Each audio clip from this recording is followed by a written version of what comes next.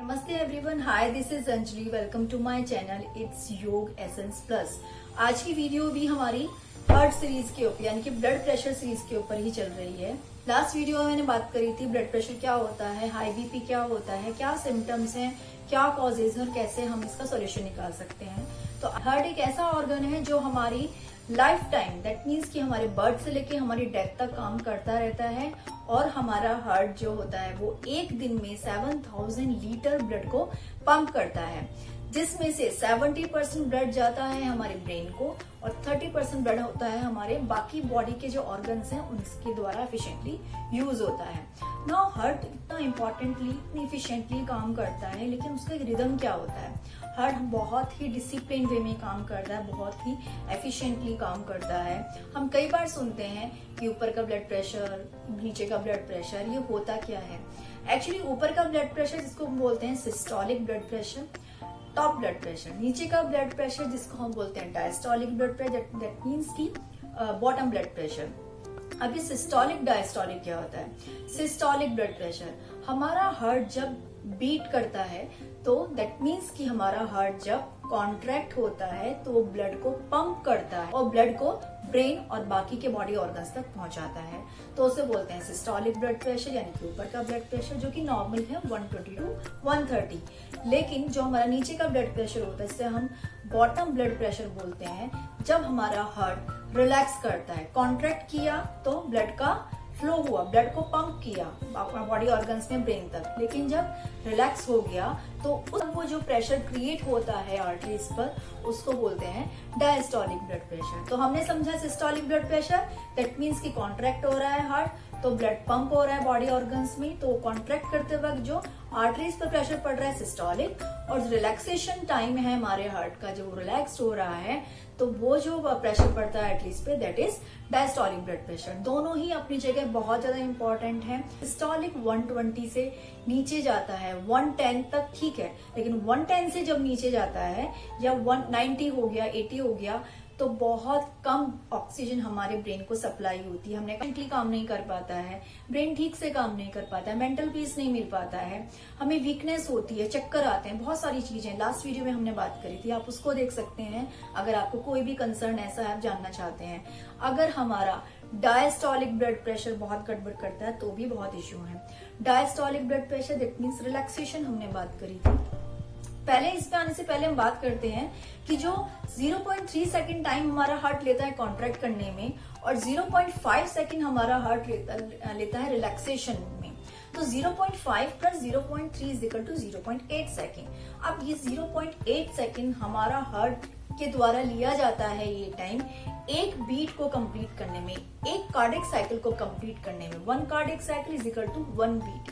1 beat that means lub dub, that means जो हम सुनते ना धक धक, वो धक धक नहीं होता, एक्चुअली वो लब्ड अप होता है। तो 1 lub dub is equal to 1 beat is equal to 0.8 second. इसका मतलब हमारी बॉडी में हम जब 1 मिनट में 72 टाइम्स हमारी हार्ट बीट होती है तो वो नॉर्मल कंसिडर कर जाता है कि नॉर्मल हार्ट बीट है। लेकिन जब आपका रिलैक्सेशन टाइम घट जाता है दैट मीन्स कि आप किसी भी स्ट्रेसफुल कंडीशन में है, किसी भी प्रॉब्लम में है, किसी भी स्ट्रेसफुल कंडीशन में क्या होता है आपके ब्लड में जो आपका जो बॉडी में ब्लड की सप्लाई की जो ब्लड की जो डिमांड है सप्लाई की वो बढ़ जाती है। मतलब डिमांड ज्यादा बढ़ जाती है ब्लड की और टाइम कम हो जाता है। तो रिलैक्सेशन टाइम जैसे 0.5 सेकंड था वो स्ट्रेसफुल कंडीशन में 0.4 सेकंड घट गया है टाइम, लेकिन डिमांड लगातार बढ़ती जा रही है ब्लड की। तो क्या होता है जब रिलैक्सेशन टाइम होता है उस रिलैक्सेशन टाइम के दौरान हमारा जो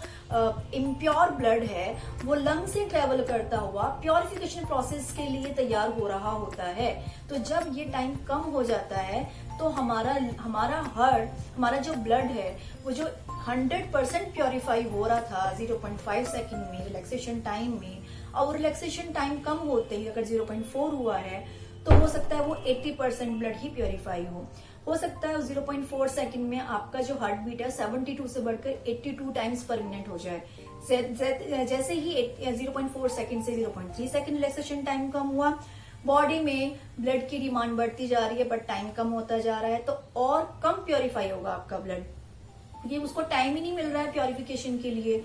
क्योंकि रिलैक्सेशन टाइम में ही ब्लड प्योरीफाई हो रहा होता है, तो वो टाइम ही नहीं मिल रहा है। तो टाइम नहीं मिलेगा तो इम्प्योर ब्लड की क्वांटिटी बॉडी में ज्यादा बढ़ेगी। और आपको पता है जब impure blood deoxygenated blood, that means इसमें ब्लड में ऑक्सीजन की कमी है, जिस ब्लड में न्यूट्रिशन की कमी है, जब ऐसा ब्लड हमारी बॉडी में ट्रेवल करेगा, फ्लो करेगा, कितनी सारी प्रॉब्लम्स आएंगी। ब्लड में जब ऑक्सीजन की कमी होती है तो हमारी ऑक्सीजन हमारे सेल्स तक नहीं पहुंच पाती है, सेल्स तक नहीं पहुंच पाएगी तो बॉडी के अंदर एनर्जी जनरेट नहीं होगी, हमारा ब्रेन अच्छे से काम नहीं करेगा, तो बहुत सारे इश्यूज हैं। बॉडी पैरालाइज भी हो सकती है, आपको ब्रेन हैमरेज भी हो सकता है, हार्ट अटैक भी हो सकता है, तो बहुत सारे इश्यूज हैं।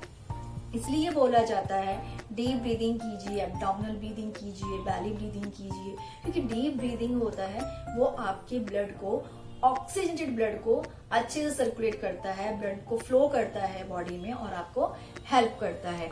मेडिटेशन इसलिए बहुत इंपॉर्टेंट है, इसलिए बोला जाता है कि मेडिटेशन बहुत इंपॉर्टेंट है, फिजिकली और मेंटली दोनों पीस के लिए बहुत ज्यादा जरूरी है मेडिटेशन।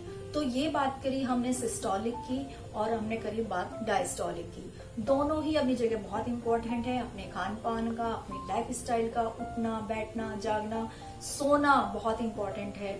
इन सब चीजों का प्लीज ध्यान रखिए ताकि आपका ब्लड प्रेशर ज्यादा फ्लक्चुएट ना हो। थोड़ा बहुत चलता है लेकिन जैसे ही थोड़ा सा ज्यादा आपका फ्लक्चुएट होना स्टार्ट हो जाता है, आपकी बॉडी में बहुत सारे चेंजेस होने शुरू होते हैं और कभी तो सिम्टम्स दिखाई भी नहीं देते हैं जब तक क्रिटिकल स्टेज तक कंडीशन ना पहुंच जाए। तो ब्लड पे इतना प्रेशर मत डालिए कि वो एफिशिएंटली काम ना कर पाए।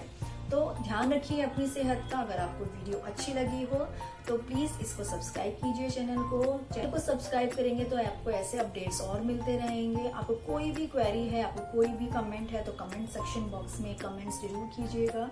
Till then take care, bye bye and नमस्ते।